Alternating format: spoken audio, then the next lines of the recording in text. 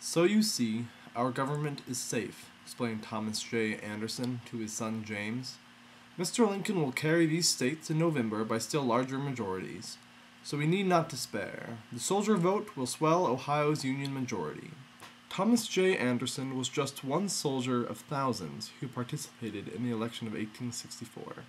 By the fall of 1864, the several Union armies were making great fronts upon the enemy, and knew that there would still be harsh fighting in the weeks and months to come. These soldiers knew that the outcome of the presidential election of 1864 was most literally a matter of life and death for the soldiers who cast their ballots. If Lincoln won, explains noted historian James M. McPherson, the North would fight on to unconditional victory. If McClellan won, most observers expected a peace short of Union victory. Because this election of 1864 was of such high concern to the soldiers in the field, the unprecedented act of allowing soldiers to vote in the field came to be discussed throughout the summer of 1864.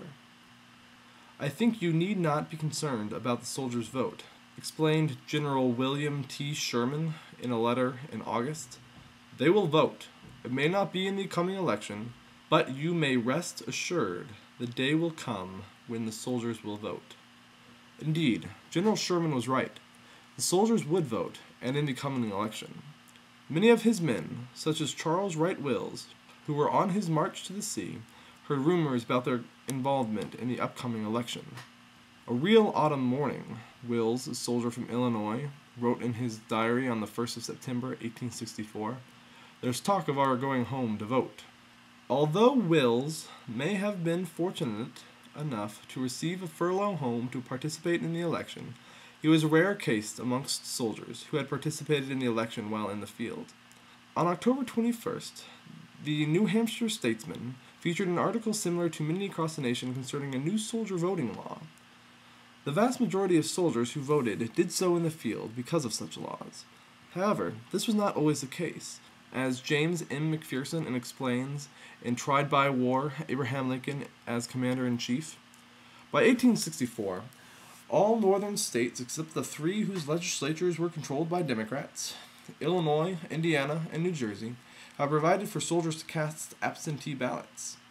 Throughout the fall of 1864, officers began to set up polling stations, or handing out tickets, as ballots were often called, to soldiers. One such officer was Colonel Oscar Jackson of the 63rd Ohio.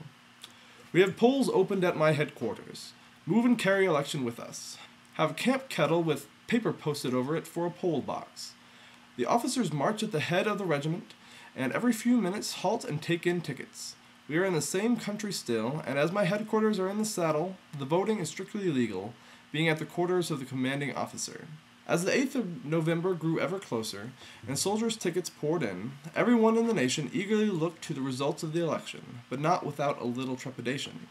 On the eve of the election, Thomas J. Anderson wrote once more to his son, "Well, tomorrow is the 20th presidential election, a day fraught with most momentous consequences to the nation. For all blue-clad soldiers across the United and Confederate States, those consequences were near and dear to their lives. Many thousands of soldiers would die in the months before the war's close, but still they overwhelmingly supported Old Abe. Few understood this so clearly as those poor souls wasting away in Andersonville prison in a piney corner of Georgia. The rebels are pleased with the idea," explained Union soldier John W. Northrop, "having manifested a desire to know how we stand, for they hope if McClellan be elected, the war will soon be over with results favoring them." However, the Rebs and their leader, the nefarious Colonel Wirz, were disappointed because the prisoners overwhelmingly voted for the incumbent, President Abraham Lincoln. Lincoln receiving about 2.5 votes to McClellan's 1 in the sham prison election.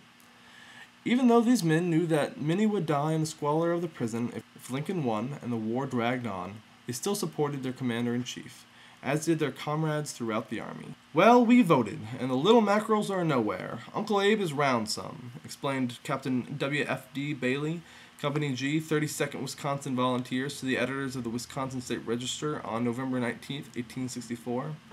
In the first election that soldiers participated in while in the field, or at home on furlough for the purpose, soldiers gave their support to their commander-in-chief rather than their old commander.